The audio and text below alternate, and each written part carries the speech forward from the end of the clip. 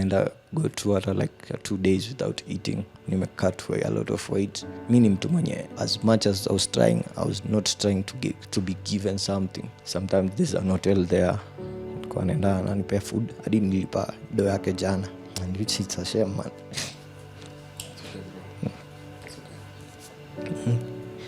Hey, I was don't worry, we are a family channel. You should not feel like it's a shame. So kuna jamaa pale hivyo nilienda nikakula, nikamwambia nitakuja do baadaye.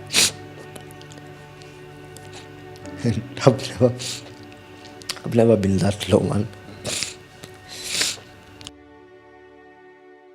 Tuko family, our guest today, Jackson Kihara alias Cop Shakur, rose to fame in 2024 after participating in the Gen Z-led protest despite him being a prison warden.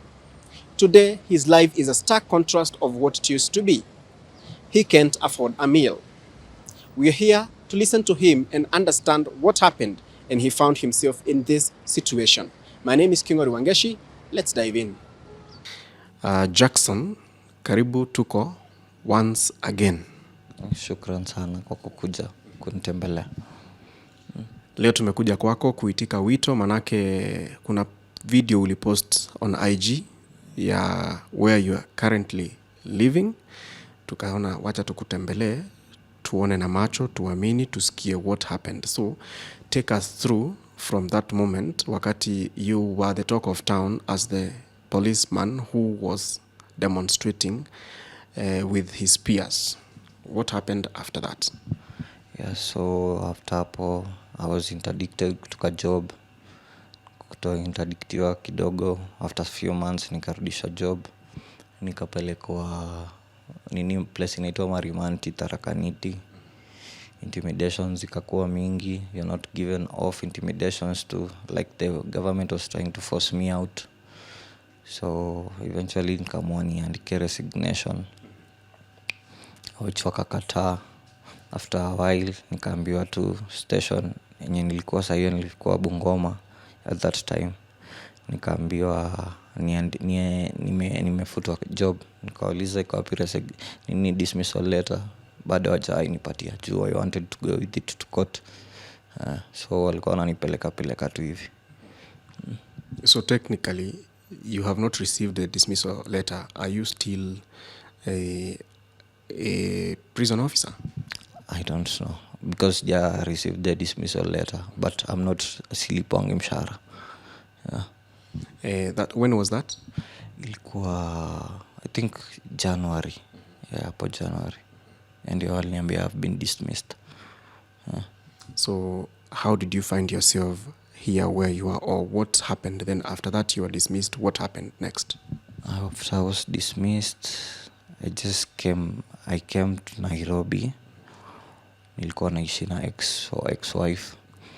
So relationship yetu pia ilikuwa inaenda vizuri. Nikaona after vitu zikaenda vizuri nikaanza kuwa toxic. Unajua kuna place unafika unakuwa toxic mpaka hata unaona like na stick to the past. Kuna kitu alinifanyia and I forgave her. Sasa but ile kitu ilikuwa inatoka kwa roho, so nikaongana ile kitu kila time I remind her what she did to me, and naongea na hasira na nilikuwa nimejiambia nikiwa na mtoto sitawahi leta fanya enga yangu affect life yake. So nikaona I was just being too much. Nilikuwa naambia msichana vitu mingi na nilikuwa naona maybe naweza kasirika, maybe siku moja I'm down nisikia nimemfanyia kitu mbaya, and I've been on prison warden. I just decided kumwacha mali yako and move far away from her and the kid for a while. Because nikuja tu ni heal. I came and started afresh.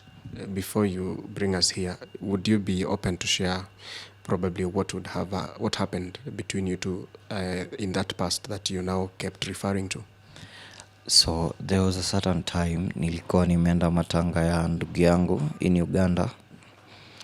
So kurudi nikapata my wife was calling my friend late usiku saa 7 saa 9. Nikamwambia mbona mnaongea saa 7 usiku? So tukakosana, tuka break up for a while.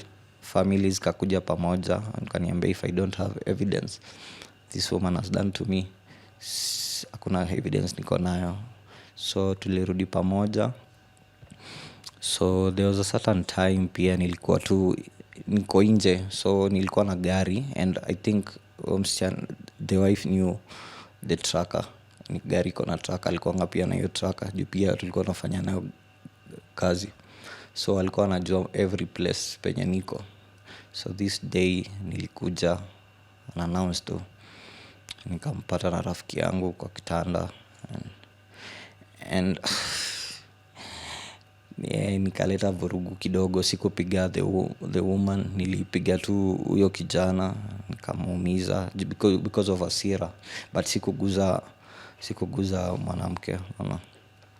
So hiyo it really affected me mentally. But again, as a man huo mwenye nimeraiziwa kwa familia yenye iko na baba na mama, wajai break up since nikuwe mkubwa, nikamsamea. But mi pia nilikuwa na makosa pia nilikuwa nimemfanyia before. I wasn't there times. Kuna wakati nilikuwa maybe saa zingine maybe I go nenda namwacha for a while, unaona ile ya kutafuta tu. And pia si ati mimi sikumkosea, nilimkosea. But mimi hiyo it changed everything. Nikaanza kuwa na issues za depressions. Nikasema watu nimefanyiwa hiki, nikajaribu commit. Nishaimeza pill, nilikuwa na meza pill, alafu naongezea pombe. So it can affect too and ilifika point nikaona it's starting to affect my daughter.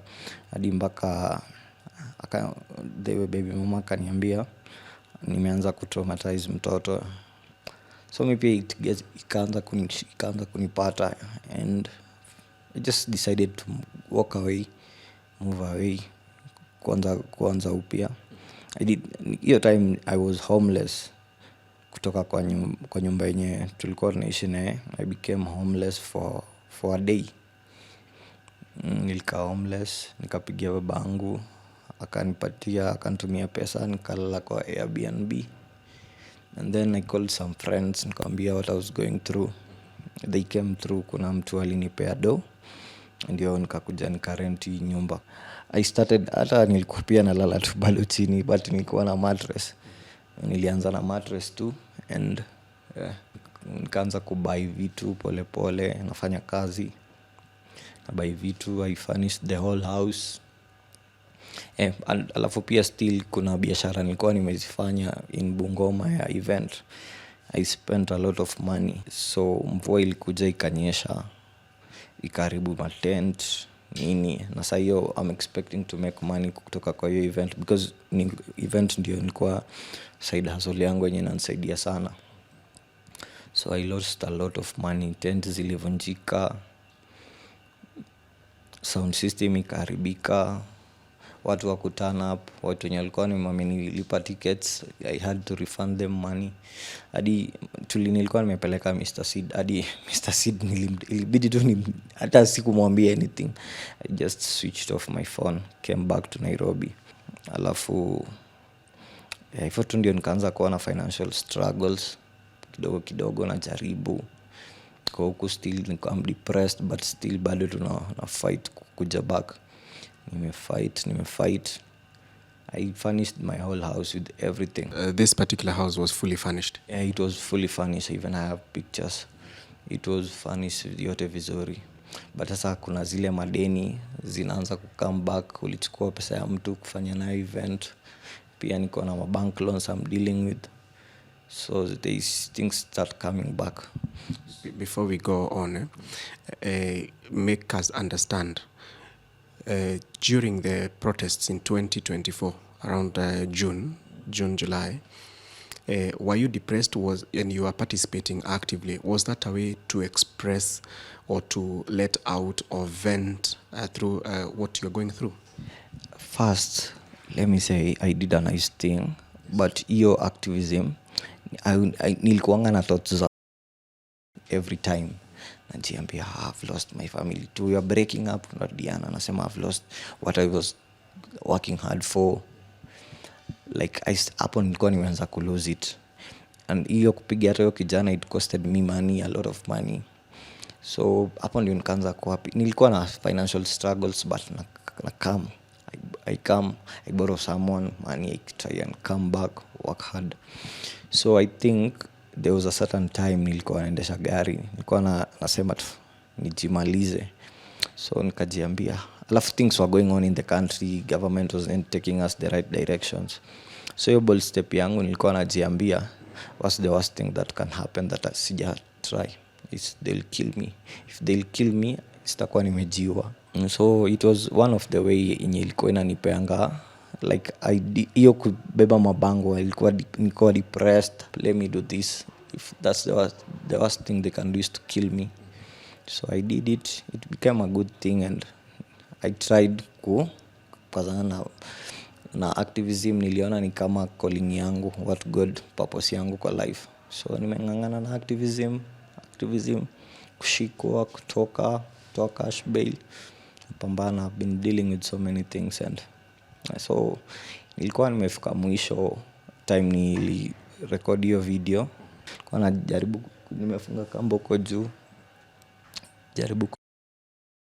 it was hard. Nikasema kuliko tu watu wasikie Shakur alikufa, acha tu let me speak out, because nilikuwa nimefika mwisho. Landlord alikuwa ananiambia ananilokia nyumba, hata I think alisikia hiyo story tunakawacha, because alikuwa ameniambia it's been 3 months sijalipa.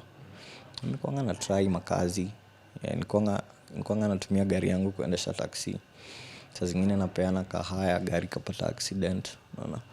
So nimekuwa tu na setback. So nilikuwa nimefika mwisho. Tulikuwa tumefikia pahali, you are telling us now you started setting off the loans. Is that how you started selling the furniture? How? Take us through that process. I did not sell my furnitures. So what happened, kuna mtu ananidai, alikuwa ananidai 80,000, and he went to court. Unajua ile process zote, nini, lawyer, deni, so inaongezeka ikafika more than 200,000. So nilikuwa najaribu kumlipa, nashindwa. So he got orders za kuni auction, unajua auction. Yeah, he used to know my place, so alikuwa anajua everything I have. Hata walikuwa wanataka auction mpaka gari, but hiyo gari hata sikuwa nayo. So and then the moment you are auctioned, deni bado zina pile up, zinaendelea zikiongezeka. Unaona, so mimi nikamwambia tu, bro, niko na hizi vitu, kuliko uite auctioneers pia ta demand kulipwa. Auctioneers ilikuwa nataka tena pia sijui inaongezeka na around 90,000. Nikamwambia you just sell everything, every valuable that is in my house, kuliko nikuja kuauctionia. So ndio ipunguze deni. So he carried everything. What exactly had you furnished your house with? Nilikuwa na kiti, nilikuwa na TV, nilikuwa na kuka, nilikuwa na kitanda, bed, I had sheets, zile sheets za curtains expire, nilikuwa na za 11,000. So hivyo ndio zikabebo. So was that loan a set off? Bado sija set off, haijamalizika. Yeah. And then you found yourself back to zero. You had come here to start afresh. Was it in January? So you had come here to start afresh, and now you went back to zero after everything was carried away. What was going through your mind at that particular moment when you now found yourself in an empty house where you came to start afresh? Nilikuwa nafanya taxi, so nilikuwa na gari yangu imeharibika. So nimetry kutafuta taxi, mtu nifanye kazi, because hiyo ilikuwa used to pay me pesa inashinda hata ya askari. So nilikuwa najaribu hivyo, nikianguka kabisa narudi taxi, fanya taxi. So nikajaribu hivyo tu, things to zikakuwa difficult kabisa, and nikasema it's time to give up. So I was providing for my daughter, pia hiyo ilileta shida. So if you don't una cooperate na mtu, usipo provide, you can't see the baby. So sinajua inakuanga tu hivyo. So pia it was affecting me mentally, so sioni mtoto, I'm down, na mtoto anaendelea kugrow, naona hiyo bond ina detach. So nikasema let me just take my own life. Nilijaribu niliomba jirani jiko, nikaasha moshi moto, nikalala, nikapata bado nimeamuka. So nikasema let me just speak it out. Nimejaribu suicide hapa mara mingi, so nikasema acha tu niongee. When did you join the organization that was called FBI? Were you here or where were you? I was here. Nilikuwa, it was a movement enye walinipigia, si watu wanajua mimi ni activist, I'm known. Unajua mimi pia sikuwa naonyesha shida zangu, siwezi kuambia shida zangu. So they approached me, wakaniambia what they want to do. Your movement wakaniambia fighting brutality and impunity. So mimi I joined them. So tukaanza hivyo tu, wakanua huyo mkubwa wa FBI akanua uniform. We went to a shooting range. It was to demonstrate how guns, police should not use guns to kill people but to protect people. So tukashikwa, we spent 10 days inside. You know, it sounds ironical because you were a prison warden and then you were arrested, you were in custody. How was that picture for you? Because I wasn't doing something wrong. So nilikuwa tunapambana ndani, nalala. Napambana tu, at the end of the day unajua. Tutatoka nini, tutatoka. Kesi jua tu kwa tumefanya anything that was against the constitution. Hadi charges ukiangalia, they won't go anywhere because ni charges tu za kuwekelea tu. But tukatoka. So mimi kuna mtu tena anaitwa, there was someone called Mosquito alikuwa anasema ataingia State House afanye nini, sijui atoe president. Akatoa release video anasema ati Mr. President, we are coming for you. And mimi am a law abiding citizen, so sikukuwa nataka kuwa implicated to something yenye ina threaten security ya Kenya. So nikasema tu the good thing about nikajiambia tu the good thing to do right now ni kutoka hiyo movement. I made a public statement, nika-tweet, nikasema nimeinform Osoi and Hiram about my decision ya kutoka, and it's not for bad blood but too, I just don't want to be part of them. I think that also pia contributed to one of the situations that I'm here. So huyo the mkubwa wa FBI alikuwa amenilipia cash bail, post ya cash bail ya 50,000 ndio tutoke. So mimi kutoka tena akakuja akasema ana recall cash bail yake. Kurecall cash bail yake nikabaki ndani, hata kwa inform, najua angekuwa ameniambia maybe like 2 weeks to that court session that he's withdrawing his cash bail, ningekuwa maybe nimejipanga. So he came and said hata ametoa cash bail yake, and the main reason alitoa ni juu nilitoka FBI. So it affected the movement because mimi ndio nilikuwa like I make them appear, juu mimi ndio nilikuwa najulikana sana na Kenya. So ili peace, maybe alikuwa ametumia pesa yake mingi try to put up that FBI. And nikalibaki ndani kuanzia asubuhi hadi jioni trying to call people and patia cash bail. And eventually nilitoka. When you're doing activism, you are running a cause alongside other Kenyans. Do you feel like they abandoned you when you needed them most? Kenyans, see, haikuwa nifaa nikuwe na entitled to Kenyans ati wanisaidie, so they did not abandon me. Wakenya hawajaniachilia. Yeah. It's only that you had not told them what you're going through. Yeah. So at least again, if you are a public figure, there is something like speaking out your problems, so you try to avoid that as much as possible.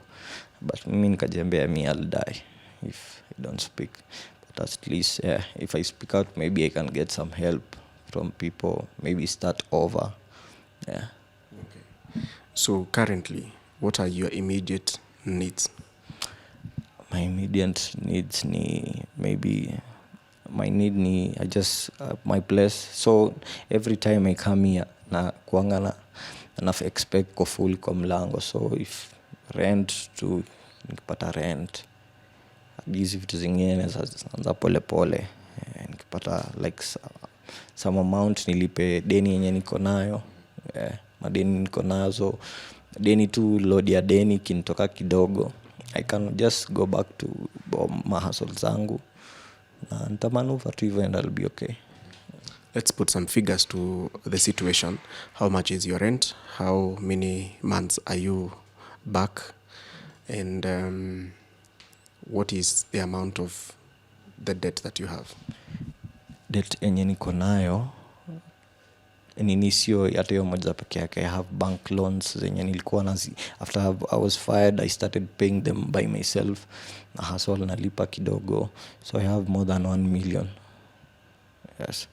What did you take the loan for? Kufanya biashara. Kufanya biashara. Unajua after young person to grow you must take loans. So nilichukua loan nikabuy gari, nilichukua loan za watu nifanye biashara tena, unaona. But nilikuwa nazilipa nalipa kidogo, but vitu tu situation yangu vile nimeko explain ya vitu tu zinakuja they go wrong, things can go wrong in business. Even ndio like nikwambia, if hata event yangu ya Bungoma mvua ingenyesha size tungekuwa hapa. It was a big blow to me because I was expecting to make a lot of money, nilipe some of my debts, so that was actually my plan. So I made a lot, hiyo loss ikakuwa hivyo, so I'm in debt of over 1 million. But enye niko na suit nayo, kuna zenye ziko mwenye ako kotini, and so hata kona active arrest warrant. I think yeye pia alisikia hiyo story, maybe at least amehold kiasi, but I kiactivate tenda ndani until niko civil jail, until ni mlipe. And right now there is no way I can pay that money. What about the rent? Rent ni miezi, tuseme tu miezi 3 juu ni 28,000 ndio niko nazo in arrears. So landlord wangu na per month nalipanga 11,000 bed sitter. So nilikongana saa zingine maybe naweza mtumia 8,000, so ndio kakuja ikakuwa hiyo 28,000. Pahali ulikuwa unaishi, where you are living with your full family, your wife and your kid, nyumba ilikuwa inatoshana aje? Nani alikuwa anailipa? So hiyo time tulikuwa tumerudi kambi like kambi kwa inside the prison. There's a way you can build a house. So kuna vile tulinunua nyumba yenye mtu alikuwa shaunda ya mabati. So there's a way you can furnish it ndani, it looked nice. I was the one who bought that house. So hivyo tu alikuwa alipi rent. So because it was a house ya mabati and then umeifurnish, so he wasn't paying rent. So where did she go when you were dismissed? When you were dismissed, where did she go? She remained at that place. Yes.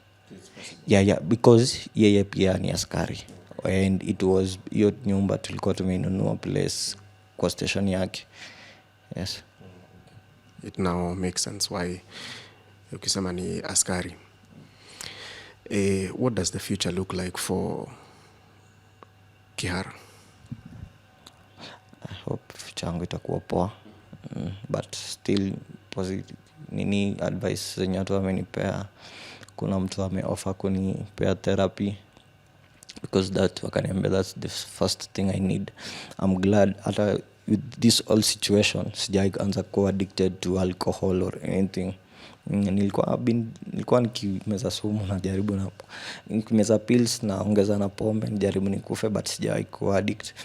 But sahi niliambiwa the first thing I need is therapy. I've been offered that, and I hope vitu zitakuwa poa. You don't regret participating in the activism that you did in 2024, do you? I don't regret, because I contributed kwa change yenye ili happen, and it was a good change, and I don't regret. We were looking at your needs and wants. You have mentioned rent, loans. How about in the house? In the house, In the house, like, I have nothing. If someone can offer maybe to help, it's like, say, I siwezi kata help. So how have you been making your meals? There was a cooker, it's not there. I think we will show them that it's virtually empty. So how have you been surviving? Mi nimekuwa naenda go through hata like 2 days without eating. Nimecut away a lot of weight. And mi ni mtu mwenye, as much as I was not trying to be given something. So nilikuwa najihasolia tu mwenyewe. Sometimes there's an hotel there. Nilikuwa naenda ananipea food. Hadi nilipa do yake jana. And which it's a shame, man.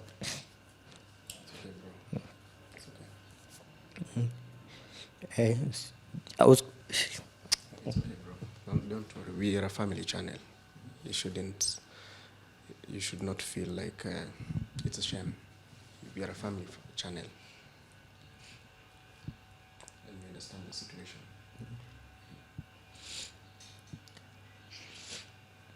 So kuna jamaa pale hivyo nilienda nikakula, nikamwambia nitakupatia do baadaye.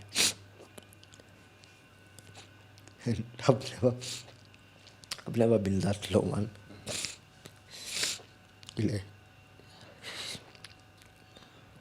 You don't have to worry because sometimes when you're low, you can't go lower than that. So the only direction that you can take is going upwards. So you take it in stride. And I'm glad that we're having this conversation because I am sure that things will change after we have this and publish this interview. And you get all the help that you need, including that therapy, both material and financial help should come your way because you stood with the youth, regardless of the kind of a job that you are doing. You risked it all, didn't you? I really risk sana. Pole sana kwa yale umepitia for now about 10 months, right? 10 months. But depression, I've been having depression for over 2 years and I was dealing with it. Sijai hata kuwa na ile option ya kusema na therapy. So I just tell people that I've been depressed for the past 2 years. You were with many other people, other notable figures that we saw. Where are they now? Where are the other 2 members of FBI? Vile nimetoka movement, maybe they took it negatively, wakaichukua vibaya. Walikuja inbox yangu, niko na messages wakaniambia mbona nilitangazia public nimetoka. So and I was one of the most notable people. And I think some things you just, ukiwa mtu mwanaume mzima usianza kuambia mtu sina food, si ati nipatie hii. So I have so many friends and sijaiwaambia shida yangu, sijaiomba mtu pesa. So hivyo tu mwenye mwanaume. The video that you posted, the clip that you posted of the house recently was on IG. Did people reach out to you because they watched it in numbers? People reached out and nimekwambia hali hapo. So after nimepost hivyo sikuwa na phone for a while. But sasa ndio nimeanza kurespond to people. There are some people that are saying sorry, gone through this, some friends. And then I reach out back to them. Oh, so you didn't have a phone? Sikuwa na simu for at least 5 days. After nimepost hiyo kitu, people, there are a lot of things that happen kwa internet. Watu waliniambia nitapia ni numbers kwa hebu communicate. So it was 5 days. Do we still refer to you as Cop Shakur? Bado mimi ni Cop Shakur, but my real name ni Jackson Kihara. So Jackson, before I ask you to give out your number, were you supported by any organizations when you're doing activism? Yeah, kuna organization that were there before I joined the FBI.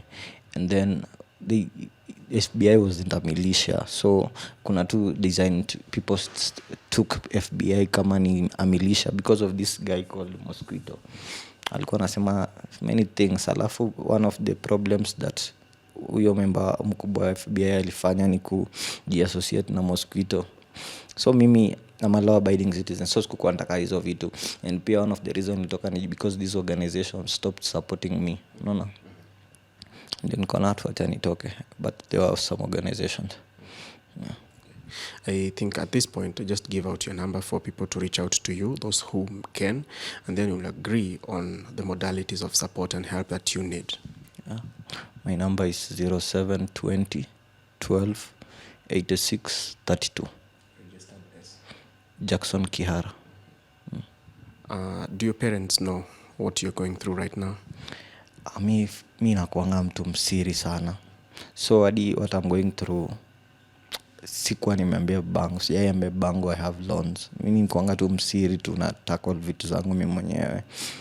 My sisters wameona kwa internet, but sasa pia sijui wanafikiria tu maybe ni kipindi, unaona, because they wajai nizoea hivyo. Siambia, unajua sometimes when you tell people your problems they see you as a weak person. So hakuna mtu mwenye ashajua I have this thing, but nikifanya event my dad knew about it and my babangu was so concerned. Hata alikuwa anajua something bad I might do something bad to myself, because he was one of the people who was pia alinikopesha pesa ya kufanya event, but she ali understand and tuko hapo hivyo. Are you planning to rebuild your family with your wife and daughter? I think I can't. I just can't. I'll be a bad father to my daughter if I'm with her mom. I remember there was a certain time baby mama aliniambia I'm a good father but not a good partner, so which I can't be to her right now. I've forgiven her whatever she did, but nilikuwa tu mbaya, nilikuwa na mtusi. Namwambia nishaika point nikamwambia hata nitakuua. So unaona, if I'm toxic like that and mention hiyo kitu, maybe shetani anaweza niingia, then I do it. So the best thing is just to keep myself as far as possible. How about activism? Will you go back if those chances came up in future? Would you join an organization like the one that you are in, or what is the future of the activist Jackson Kihara? So for now, hata babangu aliniulizia swali nikamwambia for now I don't want to participate in activism because I have a lot of things going on around my life, and kuna mtu aliniambia it's God, family, so then Kenyans. Unaona, so mimi nilikuwa nimeka God, Kenyans, then family. That's one of the mistakes I did. So I'll concentrate on building myself, nianze kuprovide mtoto, at least nikuwe a good father. Yeah. Are there instances that you can say you regret? Some things that you've done, and when you're sitting down here thinking about your life, you feel like you regret? I don't regret being an activist, and I'm in this situation not because I lost my job. It might somehow because I made some blunders. Everything that has happened pia ni makosa yangu, but sasa pia I'm learning more and more. So for example, if say I get back to my feet, I won't do any stuff, an outdoor event.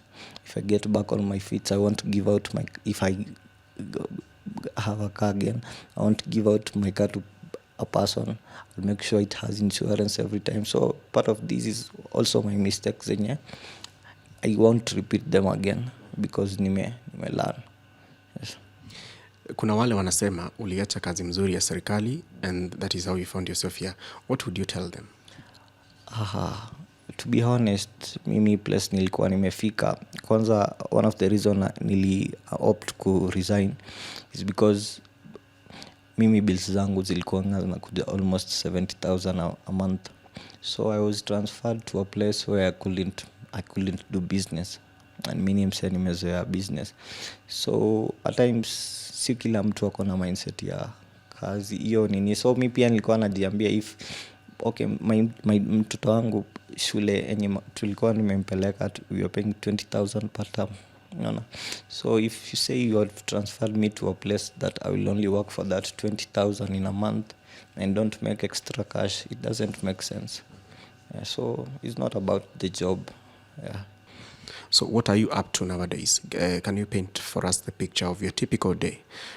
When you wake up, you're waking up from is there a mattress here? There's a mattress. Kitanda na mattress. Yeah. So you're sleeping on the floor? Kwa blanket hizo. So when you wake up, what does your day look like? Mi naamkanga tu nalalanga kitu saa 9. Kitu saa 9 cycle yangu iko hivyo. Nalala mpaka mpaka saa 5 hivyo. Naamka, I can go outside, niko na place, I can read a book, just stay around, because I can't work. By saying you can't work, what can't you do? No, like I was having a vehicle lenye nilikuwa nafanya nayo sometimes taxi, Uber, ilipata accident, naona. So I can't work right now. That's the only hustle nilikuwa najua kufanya. And do people recognize you when you're walking around and Cop Shakur, do they? Everyone. So mi natembeanga na mask. And when they recognize you and you know where you're coming from, what comes to your mind? Like at times you feel like ashamed, like unajiambia maybe mbona nilisema hivi. So maybe I think now I feel ashamed for now. But you don't have to be. This is a family channel. I am sure they are looking to listen to you and hear what really happened, and I believe that they now understand how you found yourself here, and we wish you the very best. All those instances that you have tried to take your life, they have not been successful. Please don't make another attempt for it to be successful. I think God is showing you that he has a purpose for you, and you have a you have a long life and so many things to accomplish.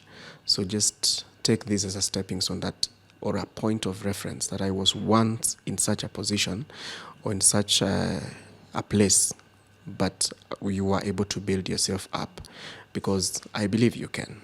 Sindio baba? Neza antarudi poa. God atasaidia. I think pia hizo mi unsuccessful attempts pia, I think pia show me that I can. Nitakuja poa back. Plus also think about people like your parents, your daughter. They all need you. So be there for them. People go through cycles and seasons. This is just one of the storms. So once the storm clears, then the future will be brighter, better, and Jackson will stand as a person of integrity and a person of resilience and courage, even as a mentor, because I'm sure you mentored so many young people during the season of activism in 2024. So this is not their season to give up. They know you. They know what you did for them. You actually don't know whether you encouraged others to join the protest, and there, as you say, for real and for sure, there were some changes that came across this country. So do not give up. It's a season. It will come to an end. Yes, thank you very much for your time and sharing your story with us. And we are not here to shame you, or we are here to listen to your story and to make the people understand why is it that on IG we saw Cop Shakur showing us his house. How did he end up there? So thank you so much for your time. We wish you the very best. Kindly once again give out your number. My number is 0720 12 86 32. Thank you so much. We wish you the very best. Karibu. Tuko family, that's Jackson Kihara's, alias Cop Shakur's account of events, of how he found himself to this point. We cannot kick a man when he's down. The only thing we can do as Tuko family is to stand with him and support him to regain his balance. My name is Kingori Wangeshi. This has been my story right here on Tuko. Thank you for watching.